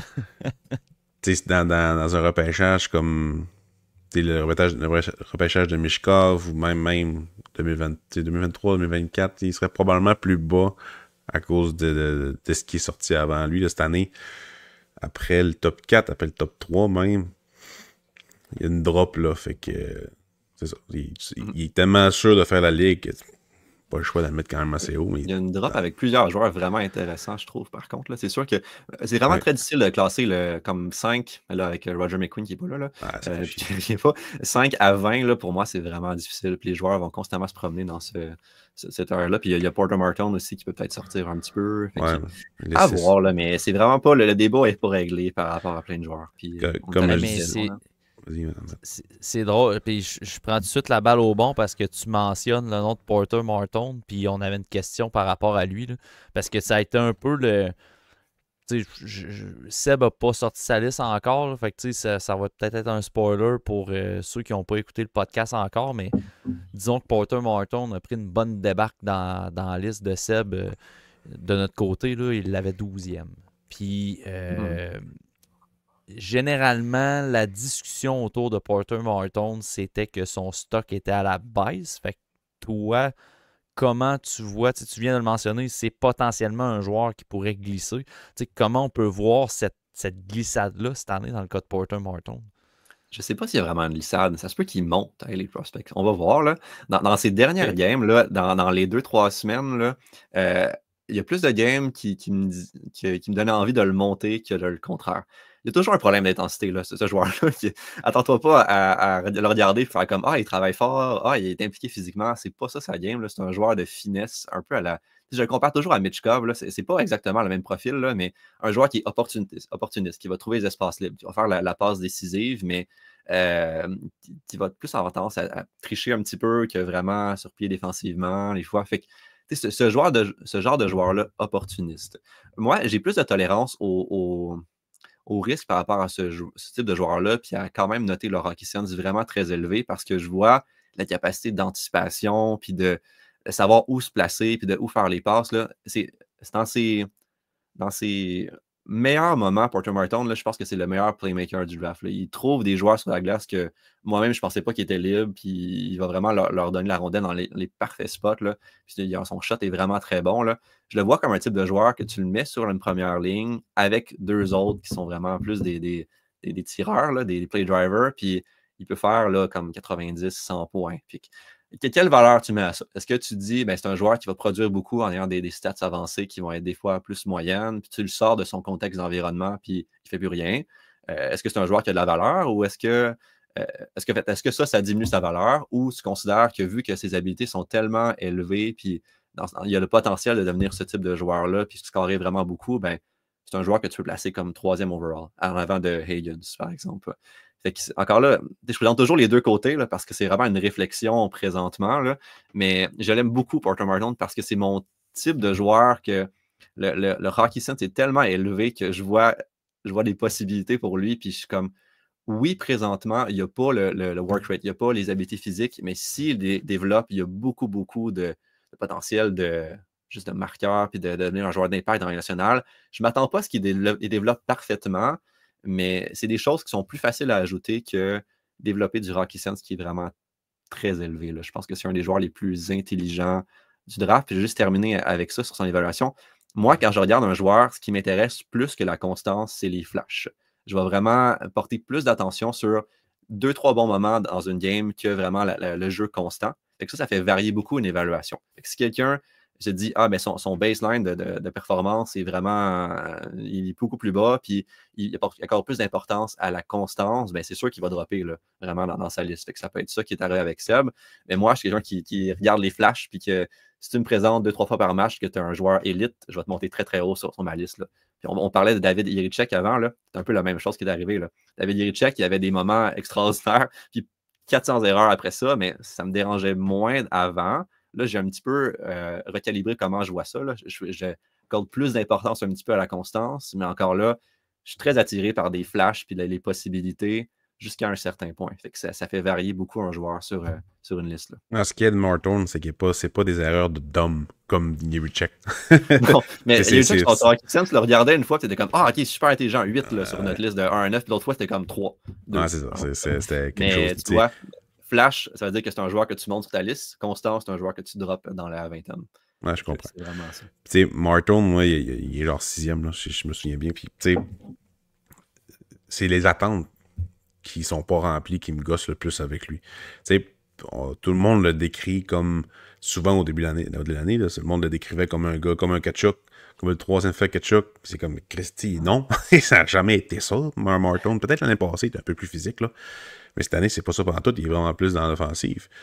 Puis vraiment, comme tu dis, un gars de finesse, c'est pas un Corey Perry aussi, comme, qui a été droppé comme ça, présenté comme ça. Mais est-ce qu'il pourrait le devenir? Oui. C'est le package. C'est pour ça que je peux pas vraiment descendre plus bas que ça. C'est parce que le package qu'il pourrait devenir est incroyable. C'est comme un peu Simon & Vincent à son année de repêchage. Je voyais tout vraiment le profil raw. C'est comme, il pourrait devenir incroyable ce joueur-là, mais il n'a pas le physique, l'offensive ne sort pas nécessairement. Je pense que j'avais 11-12e. Mais là, ce qu'on voit en ce moment, c'est l'offensive se développe un peu plus, mais le physique est incroyable. C'est comme, OK, il est capable de solidifier ça. Fait que, si Martone solidifie ce genre d'affaires-là, chez les pros, parce que ce qui pourrait vraiment vachement arriver, là. Parce que s'il fait pas ça, il fera pas le show, là. Ben, c'est ça. C'est pour ça que ce genre de joueur-là, c'est vraiment dur à descendre. Seb, c'est bien correct, là. J'ai rien contre ça. Mais de le descendre plus bas, ce profil-là, c'est difficile. Mais tu sais, cette année, il y a plus de joueurs qui déçoivent que de joueurs qui impressionnent. Fait que les risers sont vraiment pas nombreux. Puis eux autres que tu veux descendre sont vraiment nombreux. Mais Christy, il bouge pas parce qu'il y a personne d'autre pour prendre leur place. T'sais, des fois, il y a un joueur comme moi, Malcolm Spence, je l'aime pas vraiment. Je trouve que c'est un joueur de troisième trio, limite middle six. Mais il a monté dans ma dernière liste parce qu'il y a 3 joueurs qui ont droppé en dessous de lui parce qu'il était. C'est leur évaluation. C'est pas parce qu'il était meilleur, Spence. Il a même été un peu moins bon. Mais les autres ont été vraiment mauvais avec. Voilà. Ouais, c'est souvent ça qui crée le mouvement sur les listes aussi, là, des joueurs qui descendent. Ouais, c'est une année un peu étrange, honnêtement. Là, puis je suis d'accord avec toi qu'il y a plus de joueurs qui déçoivent que ceux qui vont vraiment monter. Je trouve ça, moi, je t'écoute parler sur les flashs puis la constance, puis là, ça venait me titiller un peu. Moi, c'est complètement l'inverse. On dirait que j'ai l'impression. Puis c'est clairement pour ça qu'on n'était pas sur la même longueur d'onde pour David Jiricek au final. Je sais, on s'en est jasé sur Twitter des fois en commentaire. Puis, moi, je trouve que si tu es capable de faire des flashs, il y a plein de contextes autour de ça c'est certain, mais si la constance est un peu moins là, puis que les erreurs s'accumulent, à un moment donné, quand tu viens à un certain niveau dans la Ligue nationale, puis que tu n'es pas capable d'ajuster ça, ben les flashs vont se faire de moins en moins nombreux. La confiance va être de moins en moins là, puis la progression va être ralentie un petit peu. Fait que moi, c'est plus au niveau de l'aspect mental. Quelqu'un qui est capable de me sortir 1 ou 2 flashs par game, mais que le reste de la game, c'est très moyen. Moi, personnellement, j'ai tendance à l'évaluer à la négative un petit peu, je te dirais. Fait que, mais, on le disait tantôt, hein, ça dépend de l'évaluateur. Chaque personne a sa façon d'analyser une game. S'il avait été drafté à Nashville, ça serait bien mieux. Il développe tellement bien défenseur, sérieusement. Ça aurait été bien mieux. Il y a des équipes comme ça qui font vraiment tout changer le parcours des joueurs. Anaheim avec les défenseurs aussi, là, vraiment, ils font un méchant bon travail. Je vais donner 2 joueurs par rapport à ça au flash, là, puis, parce que je trouve ça intéressant comme sujet. Là. Trevor Zegras puis Logan Cooley. Trevor Zegras, c'est un joueur que dans son draft year, là, c'était comme juste des flashs, mais son jeu de base n'était pas extrêmement bon. Puis on a vu qu'il y a eu une année extraordinaire où est-ce qu'il était vraiment laissé aller. Le coach l'a vraiment laissé aller offensivement, puis ça a super bien marché. Puis là, ça se met à descendre un petit peu, puis la difficulté à réconcilier jeu défensif puis jeu offensif. Logan Cooley, là, c'était le joueur dans son draft year qui essayait absolument tout, puis qui faisait plein de jeux qui n'avaient pas de sens, là, vraiment, mais qui avait des jeux super bons. Puis avec les années, il a appris à devenir un meilleur joueur two-way. Puis là, les flashs sont encore là, mais sa game, en général, elle est plus complète. Plus il ressort beaucoup. Fait que, ça ne veut pas dire que ce profil-là, je l'aime parce que j'ai appris de mes erreurs de trop porter attention à la prise de décision pour les joueurs qui ont une créativité en haut de la moyenne dans leur draft year. Des fois, je leur enlevais des points parce que j'étais comme ça, cette décision-là n'a fait aucun sens, mais ils sont tellement bons et meilleurs que tout le monde dans leur calibre de jeu qu'ils vont essayer. Fait que ça fait 3 turnovers pour un bon jeu. Il faut faire attention de ne pas trop leur enlever des points sur leur hockey sense à cause de ça, parce que ça reste des joueurs intelligents. Robert Thomas en a un autre, là, il faisait juste ça constamment, essayer des jeux qui n'avaient pas rapport. Puis il a vraiment développé une capacité à mieux manager la rondelle quand il est arrivé dans les nationales peu à peu. Puis là, c'est un joueur qui est comme vraiment plus élite. Là. Fait il y a des bons exemples, il y a des mauvais exemples, mais c'est juste que moi, dans mes premières années, j'avais trop tendance à pas mettre de valeur sur ces joueurs-là. Fait que c'est un apprentissage à travers ça. Mais tu vois, David Jiricek, c'est exactement le même joueur. Là. Fait que, qu'est-ce qui fait qu'un réussit, qu'est-ce qui fait que l'autre ne réussit pas? C'est toujours des probabilités. Là. Des fois, ça fonctionne un peu plus, puis des fois, ça fonctionne un peu moins, puis tu apprends à la longue, là, vraiment. Des fois, c'est pas nécessairement la faute du joueur, les blessures puis les équipes qui les repêchent. Là, on sait tous que Oscar Violette, là, qui a été repêché l'année passée, je vais avoir raison éventuellement à cause des flashs. Ça s'en vient, je pense aussi. Là. Puis, toujours la chaise dans laquelle ils sont, là, on peut en parler pendant longtemps. Là, mettons Marco Rossi, là, qui était pendant des années un boss, plus un centre de premier trio. Mais qu'est-ce qui a changé? Il a juste été mis sur le premier trio. Puis ça fonctionne. C'était vraiment juste ça. Là. Il y a eu une année où il n'a pas fait de points pendant 20 matchs, je pense, mais il jouait sur le 4e deuxième trio avec 9 minutes. Là. Comment tu veux que ton joueur ait du succès si tu ne le mets pas dans la bonne chaise? Fait que c'est ce que j'arrête pas de Minnesota, répéter c'est pas une sur machine Twitter. offensive. C'était pas une machine Non. offensive, Minnesota. Puis, tu sais, veut pas, il revient de loin aussi avec les complications liées à la COVID. Ouais, c'est ça. La différence, je pense, c'est que ses jambes étaient grosses de même. Là, ils sont devenus grosses de même.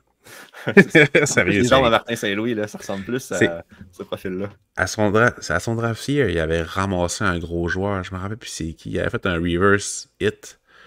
C'est un gros joueur. C'était-tu Cam Miller? En tout cas, je me rappelle plus. Bon, c'est plus. Avec les 67 d'Ottawa, là, il t'avait ramassé. Là, je me rappelle plus. C'est pas grave. Mais Ah, c'est c'est ce celui qui gars. était encore dans la nationale, là. De Kevin Ball, ou je me mélange-tu? Non, Oui, c'est ça. Je pense Ouais, que c'est ça. je pense vraiment que Je me c'est lui. souviens d'un nom, ça, c'est rare. Là, quand ça fait longtemps, là, j'oublie tout Un le monde. reverse hit vraiment incroyable. Fait que Ouais. c'est ça. Moi, Rossi, je l'aimais bien à son draft year. Hmm. 5 et 9, mais c'est pas grave. Je regarde les questions des membres Patreon, puis on n'aura pas le temps de passer toutes les questions. Tu n'auras pas le choix de Désolé. revenir, David. Ça va me faire plaisir. Mais il y en a une en particulier qui m'intéresse parce que Pascal t'a sorti un profil sur lui aujourd'hui. Et à Elite Prospect, c'est un joueur que vous avez quand même très bas 18, je pense. selon Oh, de Frondell. nombreux observateurs, de nombreux amateurs. Et c'est Anton Frondel, exactement. Ouais. Pascal, toi, tu l'avais gardé relativement haut dans ta liste de mémoire. Là. On en a parlé, il était rendu minuit et demi. Fait que là, rappelle-moi, tu l'avais dans quel coin à peu près? Là? Je Il me pense que semble que les c'était dans le top. C'est ça, c'était top 7 là, Mhm. dans ce coin-là. Puis à Elite Prospect, vous l'avez au 18e rang. Je suis curieux de vous entendre sur Anton Frondel. Comment ça se fait qu'il y a autant de disparités? Puis c'est une question de Charles Thériault, là, notre membre Patreon. Là. Comment expliquer cette disparité-là dans les rangs chez Anton Frondel? Je peux y Ouais. aller, David, au pire. Je vais te détruire après. Après, C'est une show. je vais commencer C'est une là-dessus. C'est une joke. Anton Frolel, je parlais de Caleb Desloigniers, qu'on voyait vraiment les deux côtés, puis que c'est un joueur qui pourrait monter. Je pense pas que ça va arriver tant que ça pour Anton Frolel. C'est vraiment un joueur là, ça fait longtemps qu'on regarde, ça fait longtemps qu'on a la même opinion sur lui. Là. On l'a regardé l'année passée dans les tournois où est-ce que les gens le trouvaient vraiment très bon, les gars highlights, puis on était comme, c'est un joueur 15e, peut-être 16e sur notre board l'année prochaine. On a toujours eu cette vision-là d'un futur joueur, pas de soutien, mais comme milieu d'alignement, qui a un très bon shot, mais qui est un joueur complémentaire, que les autres vont le faire produire plus qu'il va vraiment driver l'offensive dans la Ligue nationale. C'est un futur centre parce qu'il y a le jeu de passe court. Il est bon en short passing vraiment pour utiliser ses coéquipiers et tout ça, mais c'est pas un excellent joueur en transition. Capacité à monter la rondelle, à faire des jeux à travers les joueurs, puis à trouver vraiment des give and go pour monter la rondelle à la zone défensive jusqu'en zone offensive. On fait des stats avancés chez les prospects, puis on l'utilise pas tout le temps nécessairement, mais des fois, il y a vraiment des profils qui ressortent. Là, puis Anton Frondel, ça fait longtemps que c'est Matrix, ces stats de transition sont vraiment, vraiment mauvaises, là, très, très mauvaises. Là, puis comparé au reste de sa game. En zone défensive, il est bon. En zone offensive, il est très bon aussi, dans le sens qu'il a un bon shot, il est capable de trouver des espaces libres. Il crée quand même des occasions marquées à travers ça, mais c'est vraiment quelque chose de constant dans sa game à travers plusieurs saisons puis plusieurs calibres différents. G20, Osvention dans les tournois avant. Fait qu'on considère plus ça comme une faiblesse dans son jeu. Fait que oui, c'est peut-être un futur centre, mais plus un centre qui va bénéficier de ses coéquipiers puis d'ailiers qui sont meilleurs en playmaking puis qui ont plus de pace. On voit qu'il produit beaucoup plus avec Victor Eklund que quand il n'est pas là. Fait que c'est vraiment. On voit déjà le profil, comment la Ligue nationale pourrait construire une ligne autour de lui. Là. Je pense que ça va y prendre ce type de joueur-là pour pouvoir devenir plus efficace. Puis quand un joueur dépend des autres, on le voit plus comme un joueur complémentaire, dans le sens middle six, un joueur de troisième, deuxième trio qui promène entre les deux lignes, qui produit comme 50 points peut-être, 40 points, qui peut jouer sur le power play, mais je trouve pas que son playmaking est assez avancé pour vraiment occuper de manière constante le spot de tireur dans un PP1, par exemple, dans la Ligue nationale. C'est un bon passeur, mais en termes de création de jeu, puis je parlais aussi de ça avec Caleb Desnoyers, quand je parle de création de jeu, là, je veux dire, être capable de faire, quand tu as la rondelle sur ta palette, capable de faire des feintes, bouger les défenseurs, orchestrer le jeu. Je trouve pas que c'est le meilleur. Influencer vraiment. Je trouve pas qu'il y a cette capacité-là à un haut niveau. Il est capable de le faire occasionnellement, mais il n'y a pas de flash de vraiment comme playmaking elite ou quelque chose comme ça. c'est plus comme un jeu de passe constant, trouver l'option libre, des choses comme ça. Fait que je trouve pas qu'il y a les habilités élite premier trio. Puis le fait qu'il est arrivé dans cette année de draft year, puis il n'a vraiment pas produit pendant très longtemps, là, ça va mieux. Ça va sûrement influencer notre rang un petit peu. Parce qu'on tient compte de la production, de la performance. Mais en termes de projection, pour moi, ça fait longtemps que c'est le même joueur. Puis j'ai fait une vidéo sur la chaîne de Elite Prospects là, au tournoi des 5 nations l'année passée, quand Frundell et Eklund jouent ensemble. Si jamais vous voulez vraiment avoir mon opinion détaillée par rapport à Frundell, là, vous pouvez regarder cette vidéo-là. Je montre chiffre by chiffre comment je trouve que Victor Eklund influence beaucoup le jeu de Frundell aussi un petit peu, comment il crée de l'espace, des occasions, il rend les jeux évidents pour lui. Fait que, je trouve pas que c'est le play driver dans ce duo-là, vraiment. Là. Fait que c'est ça. Puis, je tiens à insister là-dessus, c'est pas les blessures, c'est vraiment l'année passée déjà, on avait cette opinion de lui. Puis à moins qu'il démontre quelque chose de vraiment différent dans les matchs de deuxième moitié, puis ça se peut, là, si c'est un joueur qui démontre beaucoup plus de flash, il devrait augmenter sur notre liste, mais je ne m'attends pas à ça nécessairement parce que ça fait comme nos rapports, on est rendu à 60, 70 sur lui, là, puis c'est tout le temps la même conclusion. Là.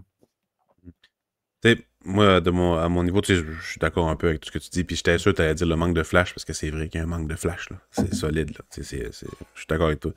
Moi, c'est au niveau de la constance des décisions. La constance à être capable de neutraliser l'adversaire, de récupérer les rondelles, d'utiliser son corps pour séparer le porteur du disque. Puis, tu sais, dans G20 National, c'était un peu moins là, étrangement, mais la maudite nationale, sérieusement, moi, je commence à être tanné de cette ligue-là. Ouais. C'est vraiment pas une bonne ligue. C'est vraiment pas une bonne ligue à scouter, je trouve. Là, j'aime mieux la MHL rendu là.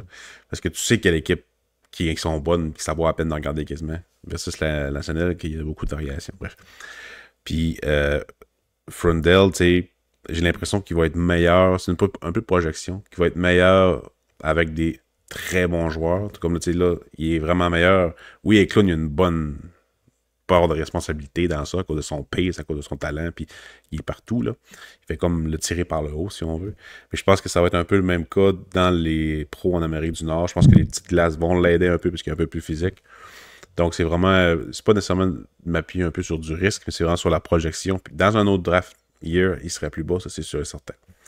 Puis il aurait été plus bas si c'était pas des derniers matchs avec Eklund à Allsvenskan. Parce que si tu fais ma liste en début janvier, c'est un peu plus difficile de dire qu'il va être top 10. Mais tout ce qu'il fait depuis dans Allsvenskan, qui n'est pas non plus une ligue super le fun, généralement, je vais être un peu plus clément envers les joueurs que je sais talentueux dans ce genre de ligue-là, parce que c'est la Allsvenskan. Mais j'aimerais vraiment ça. J'ai hâte de le voir en Amérique du Nord avec des professionnels pour voir ça va être quoi son impact. Mais j'étais un peu d'accord avec toi, que ça va être un joueur complémentaire élite, probablement de deuxième trio, qui va avoir de l'impact sur les unités spéciales aussi. Mais en termes d'influencer, d'avoir le dynamisme pour influencer, être trompeur, je pense pas qu'on peut vraiment le dire que ça va être ça. Mais c'est ça. C'est parce que avec les joueurs en dessous, j'ai la misère à le mettre plus bas que ça, personnellement, parce qu'il y a plus de points d'interrogation.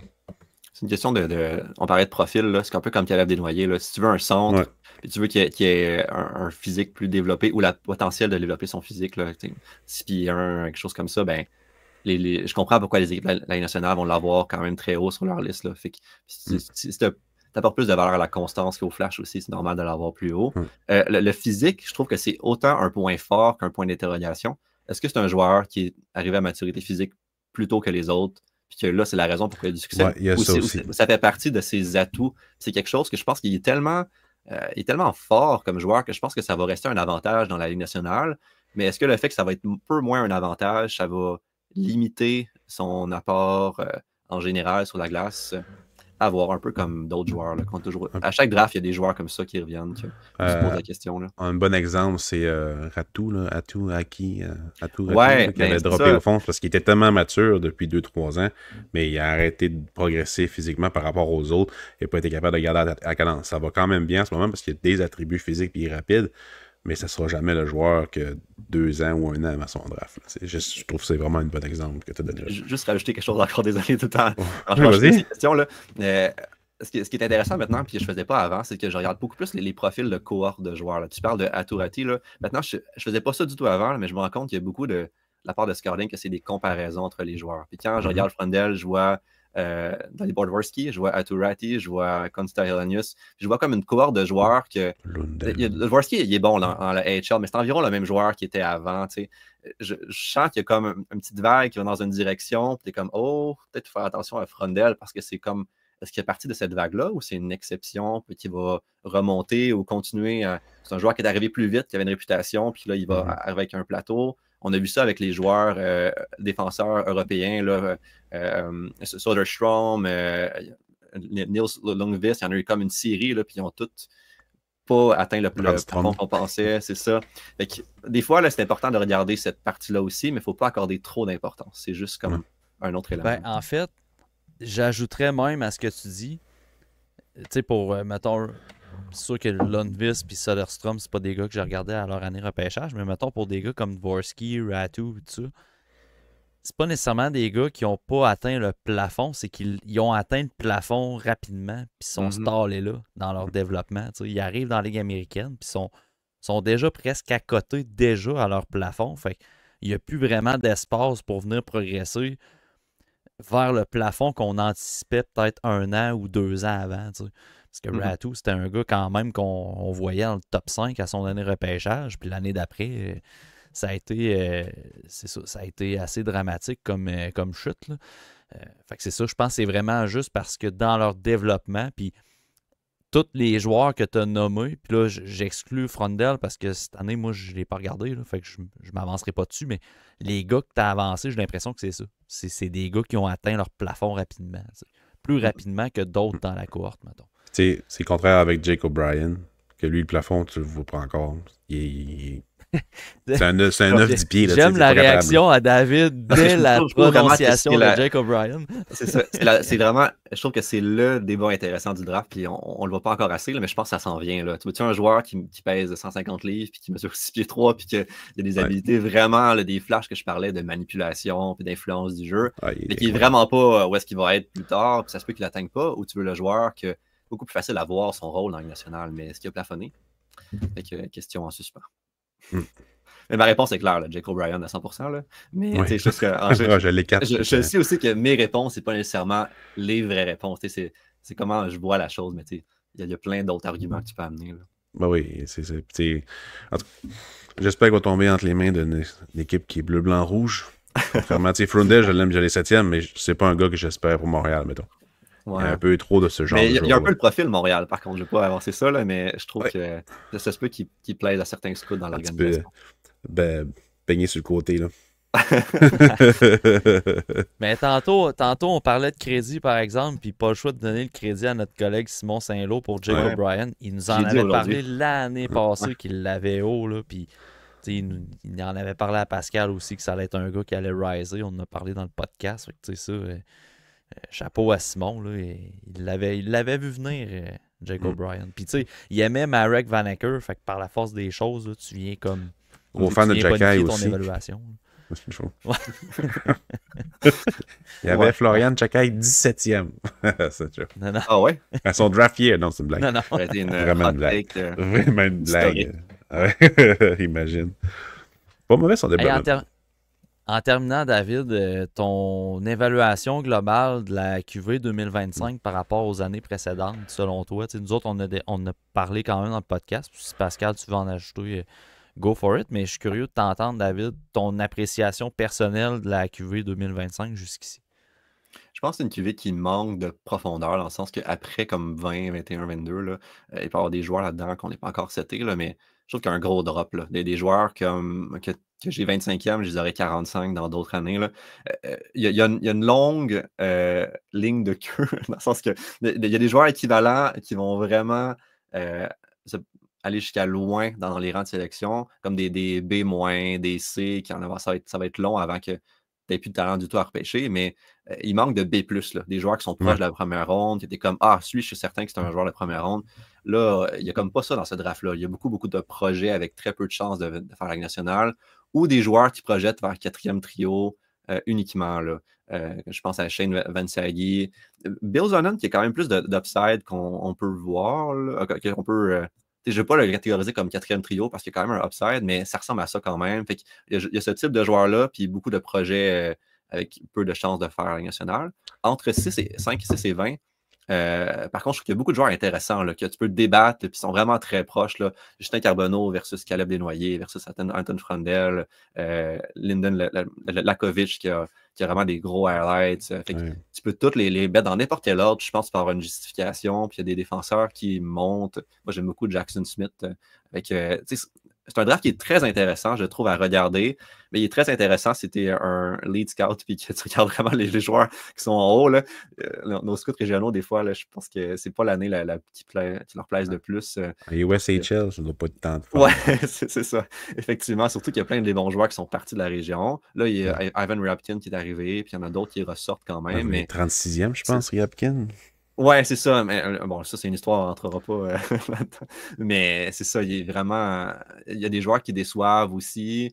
Fait que je pense qu'il faut que tu cherches le talent un peu plus que dans d'autres drafts. Puis je trouve que c'est un draft qui doit avoir beaucoup moins de consensus en général. On en voit quand même pas mal, mais je pense que ça devrait se splitter à un moment donné puis avoir des joueurs partout parce que c'est vraiment facile d'argumenter un joueur par-dessus l'autre dans 5, même 4 à 20. Là, je trouve qu'il y a beaucoup de mouvements qui devraient se faire là-dedans. Là. Puis il va y avoir beaucoup d'emphase sur le need, je pense, au draft. Là. Oui, c'est sûr. On l'a vu à l'interne, hein, Pascal, dans le mid. Là, beaucoup. Puis même au prélim, on en avait parlé quand les gars ont sorti leur liste qu'il y avait beaucoup de disparités dans les rangs. Puis dans le mid encore, il y a beaucoup de différences. Fait que au final, ça va juste faire des meilleurs War Rooms à la fin de la saison.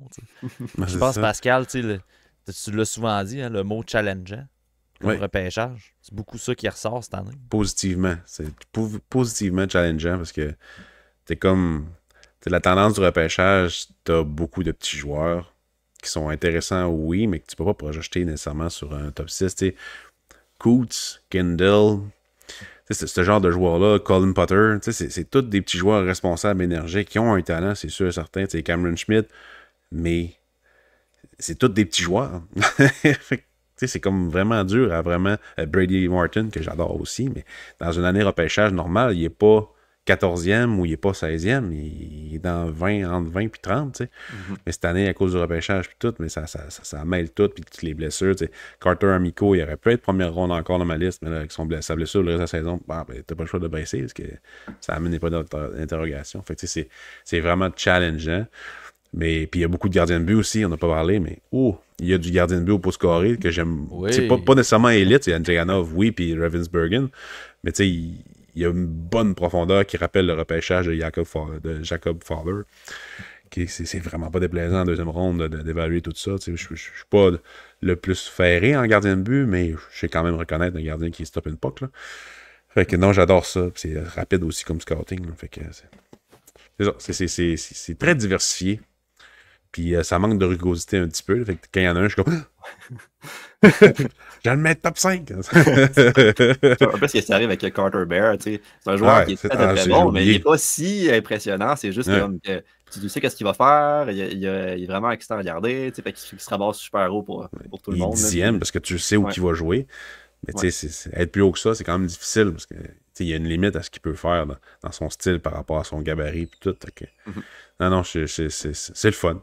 C'est très le fun. C'est un draft le fun. Puis je pense que c'est important de le mentionner parce que je vois beaucoup de gens dire c'est un draft qui est comme moins bon, de ça, mais ça enlève l'excitation de plein de joueurs super intéressants. Là. Vraiment, j'ai beaucoup de fun à les regarder. Là. C'est juste comme. C'est plus difficile. Je pense que challengeant, c'est le bon mot. Là. Ça peut être intéressant pour les transactions. Peut-être que les équipes vont être plus enclins à échanger le choix. Oui, je l'ai dit. CH va échanger leurs 2 premiers choix, je l'ai dit. C'est sûrement une option. Ils se ferment rien. Ouais. Mais je pense qu'avec 2 choix cette année, tu peux aller chercher de quoi de vraiment intéressant, là, même si c'est comme 10, 16 ou 9, 15, je ne sais pas. Il y a des joueurs qui vont. Mettons, Carter Bear, je pense pas qu'il est aussi apprécié de la Ligue nationale que les scouts publics. Ça va changer sûrement, là, mais c'est un joueur qui pourrait glisser vraiment loin quand même. Ben, loin, là. En 10 17, et c'est ça, 10 puis 17, mettons. Là. Fait que beaucoup d'opinions divergentes. Des fois, tu peux striker dans ce genre de... Vous parlez-tu un peu au score de la Ligue nationale de hockey? Est-ce que... Ouais. Ouais, ok. Moins avant, mais là, c'est des gens surprenamment bavards quand même. Ouais. Je ne sais pas trop en dire, là, mais c'est quand même très surprenant des fois la quantité de input. Mais des fois, c'est ça parce qu'ils sont dans la Ligue nationale qu'il faut nécessairement mettre 100% de valeur à l'opinion. Il y a des choses très, très, très divergentes. Un, il va dire ça, puis l'autre là. Puis ils sont pas dans l'univers public, fait qu'il y a moins comme d'influence par rapport à ça. Fait que tu as des techs des fois que tu fais comme wow, c'est complètement différent de qu'est-ce qui se passe dans le public. Puis ils vont garder leur liste pour eux. Fait que il y a moins d'influence d'un consensus, fait que ça fait des discussions quand même intéressantes des fois. Puis ils vont pas tout dévoiler nécessairement. Là. Puis c'est Ils n'ont pas pas tout toute la vrai à vision 100%. d'ensemble. Ça, mais ouais, tu sais, quand vous voyez, mettons, là, tel scout de la Ligue nationale pense ça, puis c'est tweeté par quelqu'un, ben, tu te dis, y a-tu vraiment les contacts avec ça? Mais la réponse, c'est oui, là, parce que c'est pas aussi difficile qu'on pense nécessairement. Là. C'est des gens qui sont très passionnés comme nous, puis qui ont vraiment envie de partager leur opinion parce qu'ils n'ont pas nécessairement cet accès-là tout le temps. Fait que plus bavard qu'on pense. Comme quand Pascal parle avec certains recruteurs des docs sur la galerie de presse à C'est ça. Oui, j'ai reçu une petite pin. J'ai dit, je vous aime. Mais tu pourrais, sérieusement, ben là, on est dans la partie d'un podcast diffusé, mais si tu veux, tu peux juste aller leur parler, puis juste pas nécessairement de hockey ou quoi que ce soit, puis des fois, ben, ça crée des relations, puis ça aide un site ou nécessairement à avoir des sources, des choses comme ça. Là, fait que, c'est juste se dégêner au départ. Ah, je suis pas un gars gêné. Non, j'imagine pas. Hey, toi, il y a des ça. Ouais. Ça marche, ça aussi, quand même. David, c'était vraiment le fun. Très belle discussion du début à la fin sur le scouting d'un en général. Vraiment aimé la discussion sur le repêchage 2025 également. On va te souhaiter une bonne suite de la saison au niveau des observations. Félicitations pour tout le travail qui est fait de ton côté chez Elite Prospect. Honnêtement, c'est le fun de voir on va le dire comme ça, un petit gars de chez nous, s'illustrer là-dedans. Puis on est bien content de t'avoir reçu sur le podcast, David. Merci beaucoup d'avoir répondu à l'invitation. Je souhaite des takes positifs des fans pour les fans des Devils. Des Devils, ce qu'ils vont échanger. On va essayer d'avoir un peu d'intel de qui ils vont choisir, puis juste le monter dans notre liste. C'est ça, 3-4 ans. C'est ça. Le pire, c'est que c'est André Savard, je crois. Très souvent au centre Vidéotron puis dans les arénas. Je me semble que c'est André Savard qui travaille pour eux, en tout cas. Ils ont un scout pro québécois qui vient très souvent au centre Vidéotron, puis il serait facilement accessible. Tu pourrais... il y aurait moyen. Faire des petites recherches comme ça va nous aider. Ouais. J'ai vraiment eu du fun. Merci, les gars. Merci à toi, David. Merci à ceux qui étaient à l'écoute. Puis on se revoit dans un prochain épisode du TSLH Podcast.